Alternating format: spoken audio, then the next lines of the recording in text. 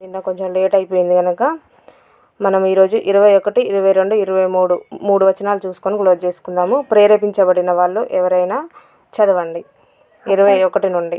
అప్పటి నుండి తాను యెరూషలేమునకు వెళ్ళి పెద్దల చేతను ప్రధాన యాజకుల చేతను అనేక హింసలు పొంది చంపబడి మూడో దినమున లేచిరాగా అని యేసు తన శిష్యులకు తెలియచేయ మొదలు పెట్టగా పేతురు ఆయన చేయి పట్టుకొని, ప్రభువా, అది నీకు దూరం అవును గాక, అది నీకెన్నడూ కలుగదని ఆయనను గద్దింపసాగాను.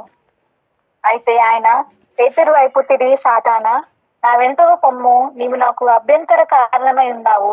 నీవు మనుషుల సంగతులను ఆలోచించినావు గాని దేవుని సంగతులను తలంపకిన్నావని పేతురుతో చెప్పాను. ఓకే నాన్న. 21 వచ్చిన మరలా ఒకసారి చూడండి. అప్పటి నుండి తాను యెరూషలేమునకు వెళ్ళి పెద్దల చేతను ప్రధాన యాజకుల చేతను శాస్త్రుల చేతను అనేక హింసలు పొంది చంపబడి మూడవ దినమున లేచుట అగత్యమని యేసు తన శిశువులకు తెలియజేయ మొదలు పెట్టగా. అయితే మనము నిన్నటి దినాన 13వ వచనం నుండి 20 వచనాల వరకు ఒక్కొక్క వచనం నుండి ఒక్కొక్క పాఠాన్ని మనం నేర్చుకోవచ్చు అనేసి నిన్నటి దినాన నేను క్లియర్గా చెప్పాను.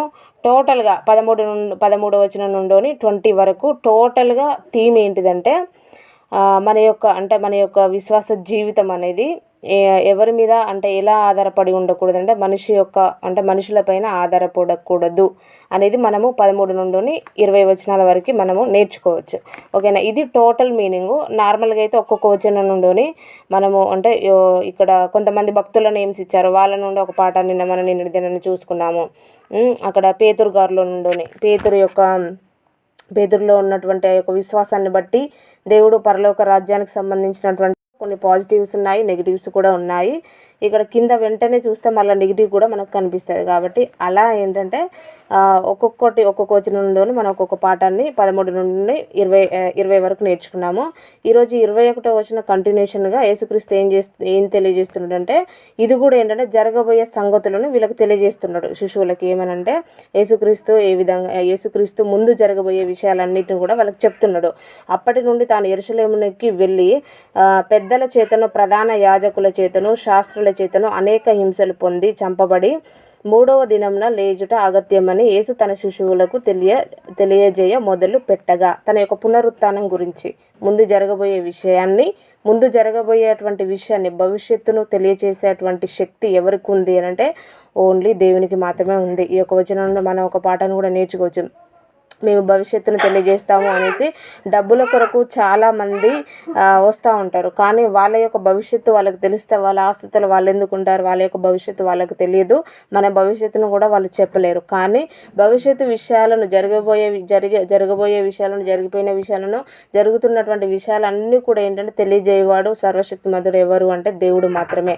ఆ జరగబోయే విషయాలను దేవుడు అందరికీ చెప్పట్లేదు, ఓన్లీ కేవలం వాళ్లకు మాత్రమే ఆ యొక్క సీక్రెట్. ఇది కూడా ఏంటిదంటే సీక్రెట్. వీళ్ళందరికీ తెలియనటువంటి విషయాన్ని ఎవరికి తెలియజేస్తున్నాడు అంటే శిష్యులకు తెలియజేస్తూ ఉంటే ఆయన యొక్క పునరుత్థానం గురించి, ఆయన తిరిగి లేవడం గురించి అవన్నీ తెలియజేస్తూ ఉంటే పేతురు అంటున్నటువంటి మాట ఏంటంటే, పేతురు ఆయన చెయ్యి పట్టుకొని, ప్రభువా, అది నీకు దూరమగుగాక, అది నీకెన్నడును కలగదని ఆయనను గద్దింపసాగెను. ఇక్కడ ఏం చేస్తున్నాడు అంటే నార్మల్గా చెప్పడం కాదు, గద్దిస్తున్నాడంట.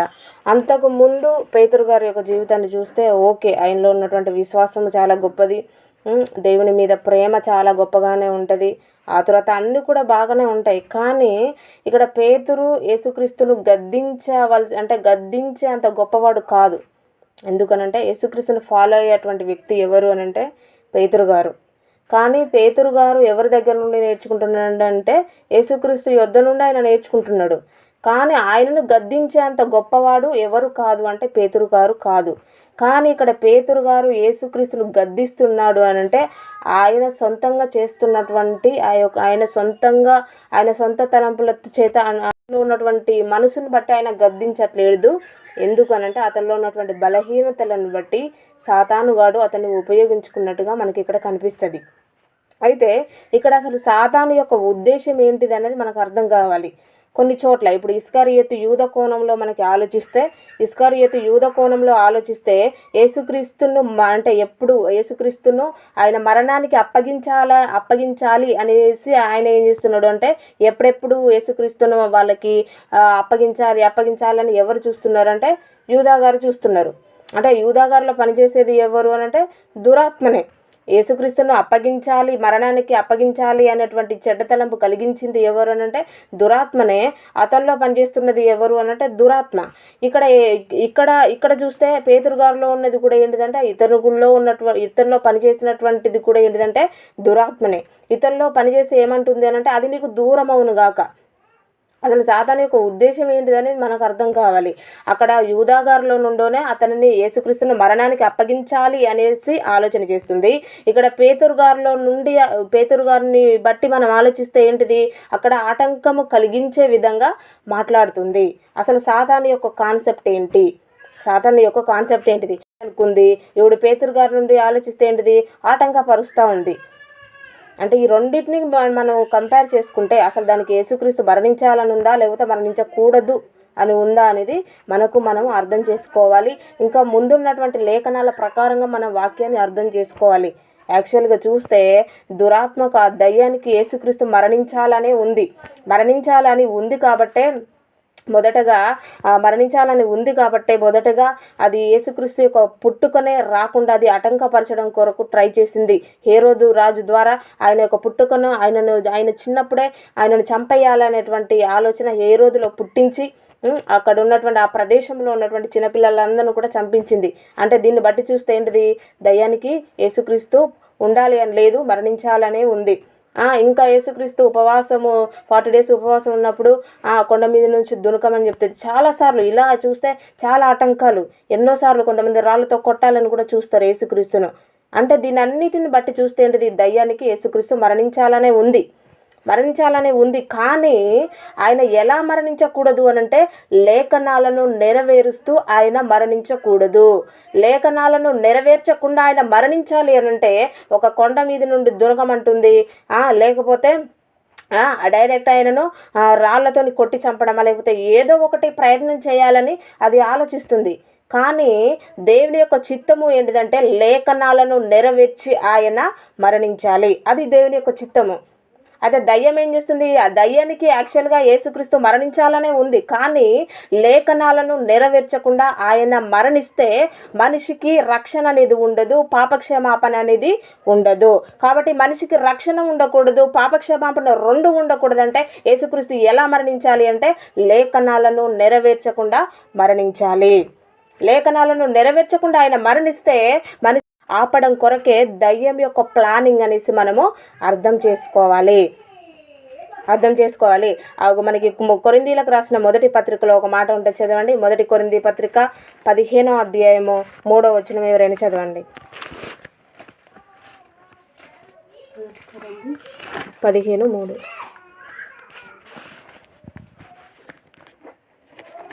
నాకియబడిన ఉపదేశమును మొదట మీకు అప్పగించి తిని, అదేమనగా లేఖన ప్రకారము క్రీస్తు మన పాపల నిమిత్తం మృతి పొందెను, సమాధి చేయబడెను, లేఖన ప్రకారము 3వ దినమున లేపబడెను. ఓకేనా, చాలు. నాకియ్యబడిన ఉపదేశమును మొదట మీకు అప్పగించి తిని, అదేమనగా లేఖనముల ప్రకారము క్రీస్తు మన పాపముల నిమిత్తము మృతి పొందెను, సమాధి చేయబడెను, లేఖనముల ప్రకారము 3వ దినమున లేపబడెను. ఏంటంటే దేవుని యొక్క ప్రణాళిక. లేఖనాల ప్రకారంగా లేఖనాలను నెరవేర్చడం కొరకు ఆయన వచ్చాడు. ఆ లేఖనాల ప్రకారంగా కొరకు ఆయన లేఖనాల ప్రకారంగా మరణించాలి, లేఖనాల ప్రకారంగా తిరిగి లేవాలి, లేఖనాల ప్రకారంగా ఆయన ఈ లోకంలో జీవించడం కొరకు, దాన్ని నెరవేర్చడం కొరకు, మనకు రక్షణ ఇవ్వడం కొరకు ఆయన వస్తే అది మొదటగా ప్లానింగ్ చేసింది ఏంటంటే స్టార్టింగ్ నుండి ఆయనను చంపేయాలి అనేటువంటి ఆలోచన కలిగి ఉంది. ఇక్కడికి వచ్చి చూసేసరికి ఎలా నటిస్తూ ఉంది అనంటే ఆయనకు వచ్చేటువంటి ఆ యొక్క శ్రమను బట్టి ఇదేదో పెద్ద ఆయనకు ఏంటంటే ఆటంకాన్ని కలిగించే విధంగా, అంటే దాన్ని ఆటంకపరచలేదు. కాకపోతే ఏంటంటే మనిషిలో ఎవరిని ఉపయోగించుకుంటుంది అంటే మరలా ఎక్కువగా దేవుని ప్రేమించే వ్యక్తిలాగా కనిపించేటువంటి పేతురు గారిని ఉపయోగించుకొని అక్కడ ఆటంకపరచడం కోసం అది ట్రై చేసింది. అక్కడ పేతురు గారిని మనం తప్పుగా అనుకోకూడదు. ఎందుకనంటే శరీరపరంగా మనము ఎప్పుడైతే దేవుని కార్యాలను ఆలోచిస్తామో తప్పకుండా సాతాను శోధించేటువంటి అవకాశము ఉంది. కాబట్టి దేవుని యొక్క మరణం అనేది శరీరానికి సంబంధించింది కాదు, దేవుని యొక్క మరణం అనేది ఆత్మకు సంబంధించింది. అది ఆయన ఏంటిదంటే మనిషి కోణంలో పేతురు గారు ఆలోచించారు. యేసుక్రీస్తుని ఎలా ఆలోచించాడంటే మనిషి కోణంలో ఆలోచించాడు. కాబట్టి ఆయనలో ఉన్నటువంటి ప్రేమ మొత్తం ఒలుకపోయడం కొరకు అతను ట్రై చేశాడు. కానీ మనిషి కోణంలో ఆలోచిస్తే దేవుని కార్యాలను మనము చూడలేము. కొన్నిసార్లు మన జీవితంలో కూడా దేవుని యొక్క కార్యాలు అంటే మనకు ఇష్టంగా ఉండకపోవచ్చు, కానీ అది దేవుని యొక్క చిత్త ప్రకారంగా వెళ్తూ ఉంటాయి. కొంత కష్టంగానే అనిపిస్తుంది, కానీ దాని తర్వాత మనకు ఏంటంటే రక్షణ ఉంటుంది. ఇక్కడ యేసుక్రీస్తు ద్వారా జరిగేటువంటి కార్యక్రమం కూడా అదే. ఇక్కడ అది పేతురు గారు ఎలా ఆలోచించారంటే మనిషి యొక్క కోణంలో ఒక మనిషిగా ఆయన దైవ కుమారుడు, ఆయన మరణించిన కూడా తిరిగి లేస్తాడు అనేటువంటి ఆలోచన ఆయనలో ఉంటే ఈ మాట అతడు మాట్లాడేవాడు కాదు. అందుకే గలతీయులకు రాసిన పత్రికలో ఒక మాట ఉంటుంది, చదవండి. గలతీ పత్రిక 5వ అధ్యాయము 17వ వచనం చదవండి ఎవరైనా. గలతీయులకు రాసిన పత్రిక 5వ అధ్యాయం 17వ వచనము.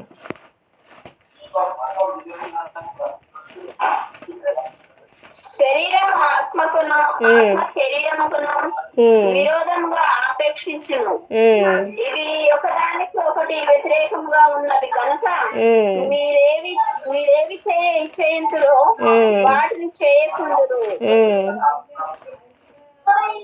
మీరు ఆత్మ చేత నడిపింపబడిన ఎడల ధర్మశాస్త్రమునకు లోబడిన వారు కారు. ఓకే అత్తమ్మ, మరలా ఒకసారి చదవండి. శరీరము ఆత్మకును ఆత్మ శరీరమునకును విరోధముగా ఆపేక్షించును, ఇవి ఒకదాని నిశ్చయితురు వాటిని చేయకుందురు. ఓకే చాలా అత్తమ్మ. ధర్మశాస్త్రమునకు లోనైన వారు కారు. ఓకే అత్తమ్మ చాలు. శరీరము ఆత్మకును ఆత్మ శరీరమునకును విరోధముగా అపేక్షించును, ఇవి ఒకదానినొకటి వ్యతిరేకముగా ఉన్నవి కనుక మీరేవి చేయ నిశ్చయింతురో వాటిని చేయకుందురు. శరీరము ఆత్మకు రెండు ఏంటంటే ఆ రెండు ఎప్పుడు కూడా వ్యతిరేకంగా ఉంటాయి. ఇక్కడ పేతురు గారు ఆలోచించింది ఎలా ఆలోచించాడంటే శరీరానుసారంగా ఆలోచించాడు. దేవుని యొక్క శక్తిని బట్టి ఆయన ఆలోచించలేదు, ఆయనతోనే ఉంటున్నాడు. ఆయనకున్నటువంటి ఆయన గురించినటువంటి లేఖనాలు యోహాను గారు చాలా క్లియర్గా చెప్పారు. ఏమని? ఆ లోక పాపను మోసుకొని వెళ్ళు దేవుని యొక్క గొర్రెపిల్ల. ఆ యొక్క లేఖనాన్ని బట్టి ఆలోచించినా కూడా ఈ యొక్క పేతురు గారు ఆలోచించాలి. ఆయన ఈ లోకానికి వచ్చినటువంటి ఆ వర్క్ను మర్చిపోయి ఎలా ఆలోచిస్తున్నాడు అంటే అసలు శరీరానికి ఆత్మకు రెండు విరోధమని దేవుడు చెప్తా ఉంటే ఇతడు ఆలోచించేటువంటి విధానం ఎలా ఉంది అని అంటే శరీరానుసారంగా ఆలోచించాడు. శరీరానుసారంగా ఎప్పుడైతే మనం ఆలోచిస్తామో, శరీరానుసారంగా ఎప్పుడైతే మనం ఒక వ్యక్తి గురించి కానీ మనకున్నటువంటి సమస్యని బట్టి అంటే మన జీవితంలో వచ్చే ఏ సమస్య అయినా కూడా శరీరానుసారంగా మనం ఎప్పుడైతే ఆలోచిస్తామో సాతానుగాడు మనలోనికి వచ్చేటువంటి అవకాశం ఉంది. అక్కడ పరలోక రాజ్యాలు మర్మాలను చెప్పినటువంటి ఆ పేతురు గారిలోనికి ఆ యొక్క దయ్యము దూరిందంటే కారణం ఏంటంటే కేవలము శరీరానుసారంగా ఆలోచించడం వలన. కొన్నిసార్లు మనము కూడా ఎంత గొప్పవారమైనా దేవుని సన్నిధిలో ఎంత గొప్పవారిగా పరలోక రాజ్యాలను మర్మాలను తెలియజేసేంత శక్తి మనలో ఉన్న కూడా శరీరానుసారమైనటువంటి ఆలోచనలు మనకున్నటువంటి సమస్యలను బట్టి కానీ మనకున్నటువంటి కుటుంబ సమస్యలే కానీ అది ఏ సమస్య అయినా కూడా ఎప్పుడైతే మనం శరీరానుసారంగా ఆలోచిస్తామో వెంటనే సాతానుగాడు అటాక్ చేసేటువంటి అవకాశము ఉంది. కాబట్టి దేవుని యొక్క కార్యాలను శరీరానుసారంగా మనం ఆలోచిస్తే దేవుని యొక్క కార్యాలను చూడలేము. అందుకనే అక్కడ దేవుడు పేతురు గారిని గద్దిస్తాడు.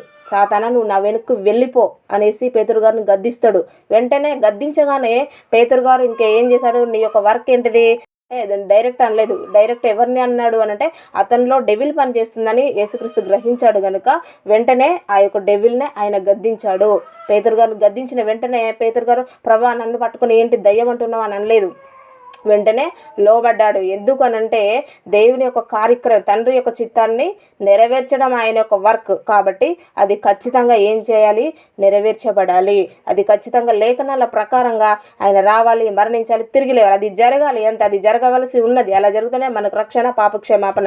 కాబట్టి ఆ కార్యక్రమం జరిగించడంలో ఎవ్వరు కూడా దాన్ని ఆపలేరు. ఎందుకంటే అది శరీరానుసారమైనటువంటి శరీరానికి సంబంధించినటువంటి కార్యక్రమము, అంతకన్నా కాదు. అందుకే అపోస్తుల కార్యంలో పౌలు గారు ఒక మాట అంటారు, చదవండి. అపోస్తుల కార్యంలో 14వ అధ్యాయం 22వ వచనం నుండి చదవండి ఎవరైనా.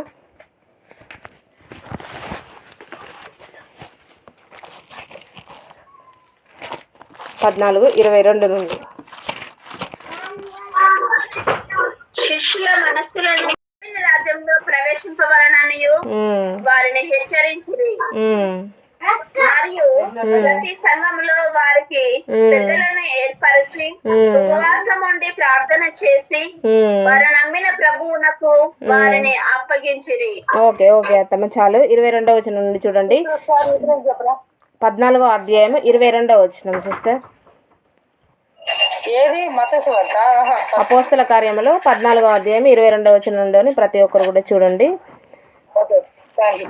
శిష్యుల మనసులను దృఢపరిచి విశ్వాసమందు నిలకడగా ఉండవలనని అనేక శ్రమలను అనుభవించి మనము దేవుని రాజ్యంలో ప్రవేశింపవలనని వారిని హెచ్చరించిరి.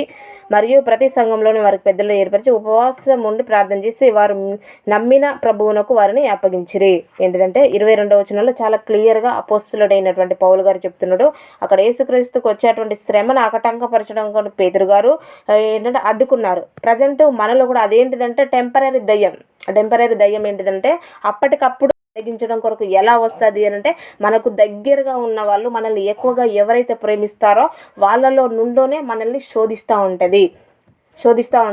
కాబట్టి ఇక్కడ యేసుక్రీస్తును కూడా అక్కడ దయ్యం శోధించడం ఎవరిలో నుండి అంటే ఎక్కువగా ప్రేమించేటువంటి అది అది సంఘం పరలోక రాజ్య యొక్క తాళపు చెవులు ఇవ్వబడినటువంటి ఆ పేతురు గారిలో నుండోనే మరలా ఎవరిని యేసుక్రీస్తుని ఆటంకపరచడం కోసం ట్రై చేసింది. కాబట్టి మన జీవితాన్ని కూడా మనము ఒకసారి ఆలోచిస్తే మనము కూడా దేవుని యొక్క చిత్తాన్ని నెరవేర్చడంలో అంటే దేవుని చిత్తాన్ని నెరవేరుస్తున్నటువంటి సమయంలో సాతానుగాడు ఈ యొక్క పేతురు గారిని ఏ విధంగానైతే ఉపయోగించుకొని అక్కడ అడ్డగించడం కోసం ట్రై చేశాడో అదేవిధంగా దేవుని కార్యాలు మన జీవితంలో జరగకుండా అది మన తల్లిదండ్రుల రూపంలోనే రావచ్చు, మన చుట్టాల రూపంలోనే రావచ్చు, మన బంధువుల రూపంలోనే రావచ్చు, ఎవరి రూపంలోనైనా అది రావచ్చు.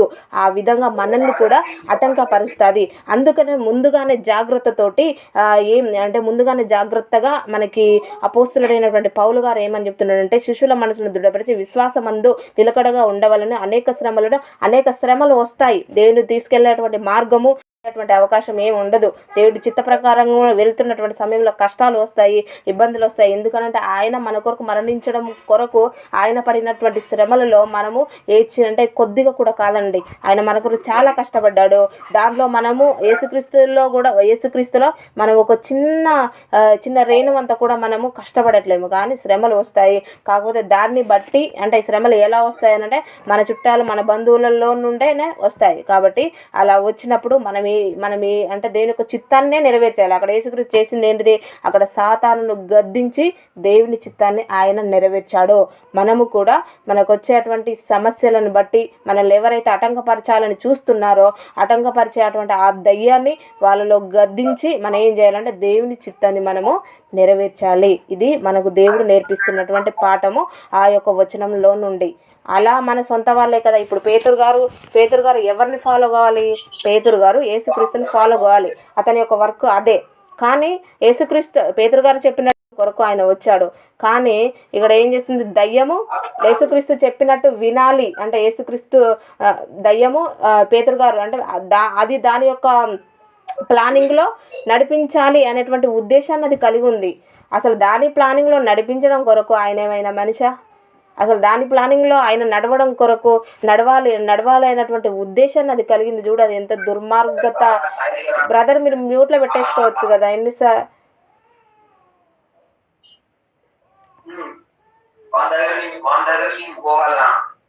బ్రదర్ మ్యూట్లో పెట్టేసుకోండి, డిస్టర్బెన్స్ అవుతుంది.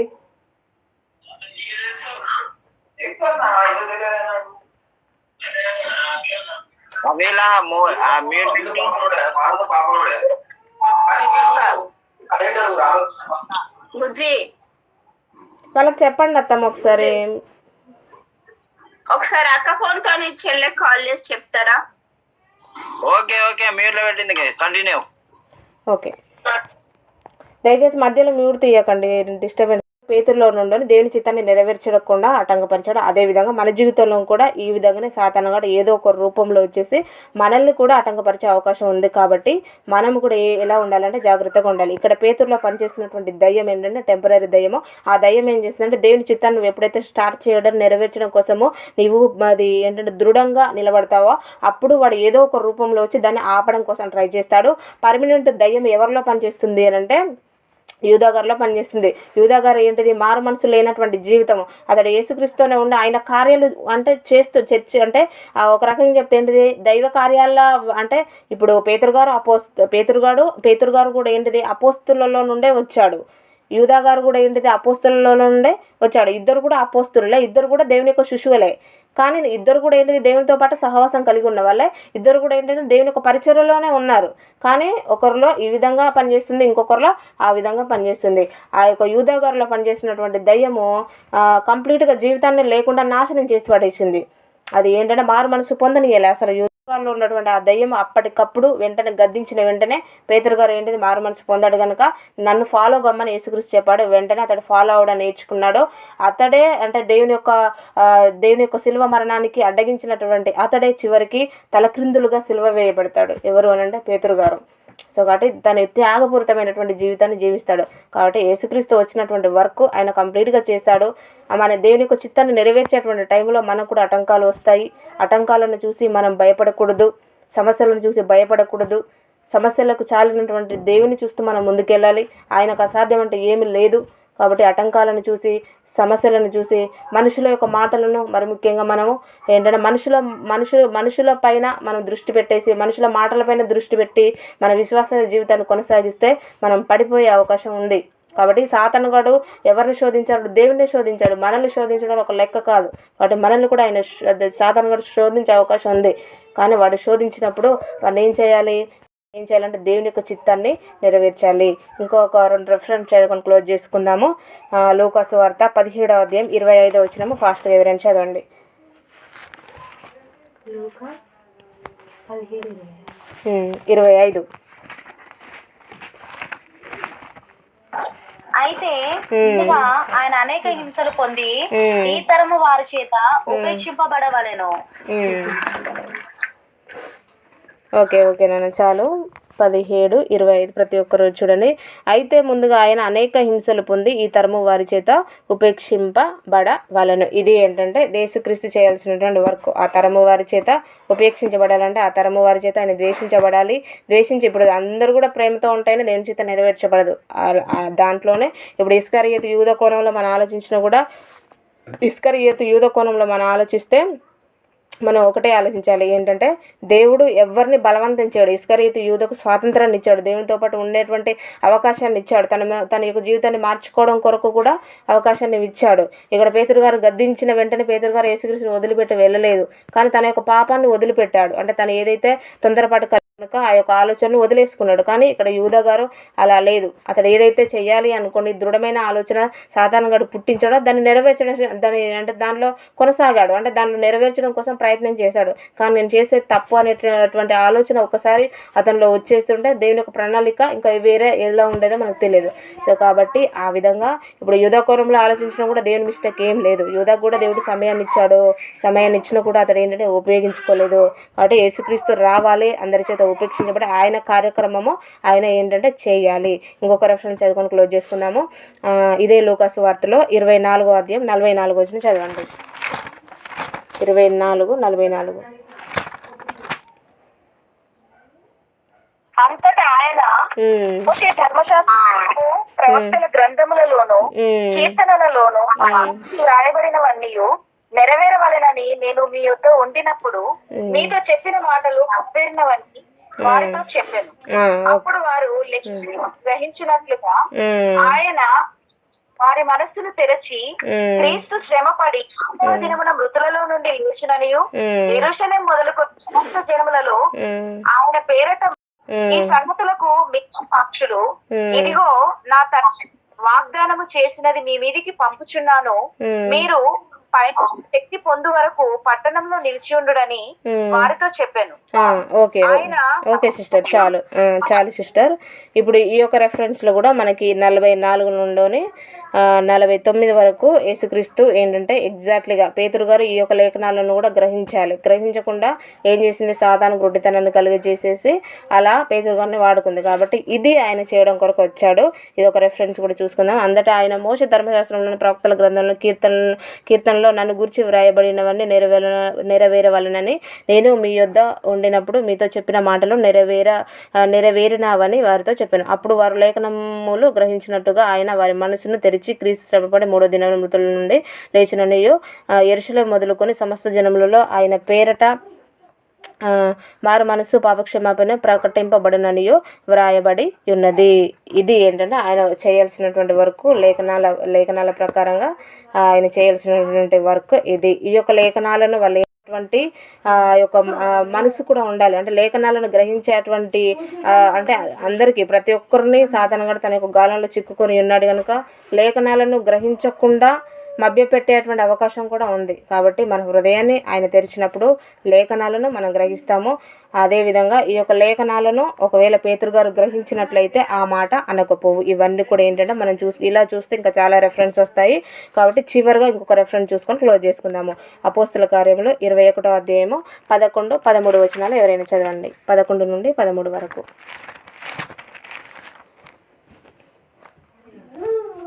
మనుష్యుని ఇలాగ బంధించి అన్ని జనుల చేతికి అప్పగింతునని పరిశుద్ధాత్మ చెప్పుచున్నాడనను.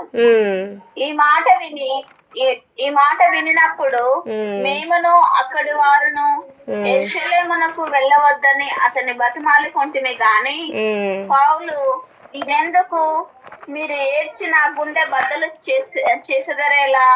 నేనైతే ప్రభువైన యేసు నామము నిమిత్తము యెరూషలేములో బంధింపబడుటకు మాత్రమే గాక చనిపోవుటకును సిద్ధముగా ఉన్నానని చెప్పాను. ఓకే అత్తమ్మ, చాలు. 11 నుండి ప్రతి ఒక్కరు కూడా చూడండి.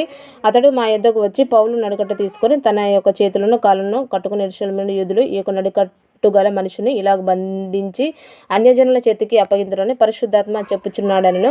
ఈ మాట వినినప్పుడు మేమును అక్కడి వారిని యెరూషలేమునకు వెళ్ళవద్దని అతని బతిమాలుకుంటే గాని పౌలు, ఇదెందుకు మీరు ఏడ్చి నా గుండె బద్దలు చేసేదిరేలా? నేనైతే ప్రభువైన యేసు నామము నిమిత్తం యెరూషలేములో బంధింపబడటం మాత్రమే కాక చనిపోవడానికి సిద్ధముగా ఉన్నానని చెప్పాను. ఈ యొక్క దృఢత్వం అనేది మనలో ఉండాలి. మనలో అంటే మన దేవుని యొక్క చిత్తాన్ని నెరవేర్చేటువంటి విషయంలో మనం ఏంటంటే చనిపోవడానికైనా సిద్ధమైనటువంటి మనసును కలిగి అనుకుంటున్నారు అని చెప్పినప్పుడు పౌలు గారు అక్కడ ఏదో బాధపడి అయ్యో నేను ఎలా దాచుకోవాలి లేకపోతే నేను ఎలా తప్పించుకోవాలని అని అన్నట్టుగా మనకి ఎక్కడ కనిపించదు. అతడు చెప్పినటువంటి మాట ఒకటే దృఢంగా చెప్పేశాడు, నేను యేసు కొరకు మరణించడానికైనా అంటే నా ప్రాణమైన ఇవ్వడానికి నేను సిద్ధము అనేటువంటి మనసును ప్రతి ఒక్కరు కూడా కలిగి ఉండాలి. వచ్చేటువంటి ఈ యొక్క శోధనలు వస్తూ ఉంటాయి ఇవన్నీ. కాబట్టి వీటిని బట్టి మనం కృంగిపోయే వారేమిగా దేవుని యొక్క శక్తి రూపంలో అంటే దేవుని యొక్క కోణంలోనే మనం ఆలోచించాలి. దేవుని యొక్క శక్తిని శరీర కోణంలో మనం ఆలోచిస్తే ఆయన చిత్తాన్ని ఎంత మాత్రం కూడా నెరవేర్చలేదు. ఎందుకనంటే మన వల్ల ఏది సాధ్యం కాదు. కాబట్టి మన వల్ల ఏదైనా సాధ్యం ఏంటంటే ఏది కాదు, మనిషి శక్తి వల్ల ఏది సాధ్యం కాదు. కాబట్టి ఇక్కడ పేతురు గారు లాగా మనం కూడా ఏంటంటే మనిషి కోణంలో ఆలోచిస్తే సాతానుగాడు మనల్ని అటాక్ చేసే అవకాశం ఉంది. కాబట్టి మనిషి కోణంలో నీకు వచ్చేటువంటి ఏ సమస్య గురించి నువ్వు ఆలోచించకు. ఒకవేళ నీలో విశ్వాసం ఉంటే మరణించడానికైనా ఆయన కొరకు నువ్వు మరణించడానికైనా సిద్ధమైనటువంటి మనసును కలిగి ఉండాలి తప్ప వచ్చేటువంటి సమస్యలను బట్టి అంటే సాతాను మనల్ని ఏలే విధంగా ఉండకూడదు. ఇక్కడ యేసుక్రీస్తునే ఏలాలని చూసింది కానీ దాన్ని ఏం చేశాడు, యేసుక్రీస్తుని సాతాను మనకు గద్దించేవారుగా ఉండాలి. మన సాతాను గద్దించినప్పుడు అది మనం వదిలిపెట్టేసి మనం ఎవరినైతే నడిపించడం కోసం ట్రై చేస్తున్నా వారు క్రీస్తు యొక్క మార్గంలో ఫాలో అయ్యే విధంగా మనము మార్చాలి. 22వ వచనాన్ని ఒకసారి చూడండి. మరలా ఒకసారి 21 నుండి 23 వరకు ఒకసారి చదివి క్లోజ్ చేస్తాను. మత్తయి సువార్త 16వ అధ్యాయము 21 నుండి 23 వరకు. అప్పటి నుండి తాను యెరూషలేమునకు వెళ్ళి పెద్దల చేతను ప్రధాన యాజకుల చేతను శాస్త్రుల చేతను అనేక హింసలు పొంది చంపబడి 3వ దినాన లేచుట అగత్యమని యేసు తన శిష్యులకు తెలియజేయ మొదలుపెట్టగా పేతురు ఆయన చేయి పట్టుకొని ప్రభువా అది నీకు దూరమగుగాక, అది నీకెన్నడూ కలగదని ఆయనను గద్దింపసాగాను. అయితే ఆయన పేతురు వైపు తిరిగి సాతానా నా వెనుకకు పొమ్ము, నీవు నాకు అభ్యంతరము కారణమై ఉన్నావు, నీవు మనుషుల సంగతులనే తలంచున్నావు కానీ దేవుని సంగతులను తలంపక ఉన్నావని పేతురుతో చెప్పాను. అప్పుడు యేసు తన యొక్క శిష్యులను చూసి ఓకే, ఇది మనం రేపు చూసుకుందాము. ఈ విధంగా సాతానుగాడు దేవుని యొక్క చిత్తాన్ని ఇక్కడ మనము లాస్ట్ థీమ్ ఏంటంటే 22 నుండి 21 నుండి 23 వరకు తండ్రి యొక్క చిత్తాన్ని యేసు నెరవేర్చడం కొరకు వచ్చాడు. అది పర్ఫెక్ట్గా ఆయన నెరవేర్చాడు. కానీ ఆయన నెరవేరుస్తున్నటువంటి టైంలో ఈ విధంగా శోధనలు వస్తూ ఉంటాయి. మనము కూడా ఈ లోకానికి ఎందుకు వచ్చాము? తండ్రి చిత్తాన్ని మనం కూడా నెరవేర్చడం కొరకే వచ్చాం. కాబట్టి తండ్రి చిత్తాన్ని నెరవేరుస్తున్నటువంటి సమయంలో మనకు కూడా ఇబ్బందులు ఇరుకులు కూడా ఈ విధంగా శోధనలు వస్తూ ఉంటాయి. శోధనలు వచ్చినప్పుడు మన ఇక్కడ శోధన వచ్చిందని యేసుక్రీస్తు ఏం చేశాడు? దాన్ని దాన్ని ఫాలో అయ్యి యేసుక్రీస్తు వెళ్ళాడంటే దాన్ని ఫాలో కాలేదు, దాన్ని గద్దించాడు. అదేవిధంగా మనకు కూడా దేవుని యొక్క చిత్తాన్ని నెరవేరుస్తున్నటువంటి టైంలో మన సొంత వారిని ఉండాలి, మనకు శోధనలు వస్తాయి. వచ్చినా కూడా మనం వాటికి లొంగకూడదు, కృంగిపోకూడదు. దాన్ని జయించేవారుగా ఉండి మనం జయించి తండ్రి యొక్క చిత్తాన్ని నెరవేర్చడమే ప్రతి ఒక్కరి పట్ల దేవుని యొక్క ప్రణాళిక. ఓకేనా? ఈ యొక్క పాఠం నుండి మనం ఇది నేర్చుకున్నాము. మీరు ఎంత గొప్పవారైనా శరీరకంగా ఎప్పుడైతే ఆలోచిస్తారో మీలోనికి సాతానుగాడు వచ్చేటువంటి అవకాశం ఉంది. ఇక్కడ పేతురు గారిలోనికి ఏ విధంగా అయితే వచ్చాడో మనలోనికి కూడా వచ్చేటువంటి అవకాశం ఉంది. కాబట్టి మీరు ఏ విషయం కూడా శరీరకంగా ఆలోచించకండి. దేవుని యొక్క శక్తి పైన మీరు ఆధారపడండి. ఖచ్చితంగా దేవుని యొక్క చిత్తాన్ని మీ జీవితంలో దేవుడు నెరవేరుస్తూ ముందుకు తీసుకెళ్తాడు. దేవుడి వాక్యం మీ హృదయంలో ఫలింపచేయను గాక. విత్తబడిన వాక్యం కోసము చివరి సెక్షన్ మన మధ్యలోనే విజయ సిస్టర్ గారు నడిపిస్తారు.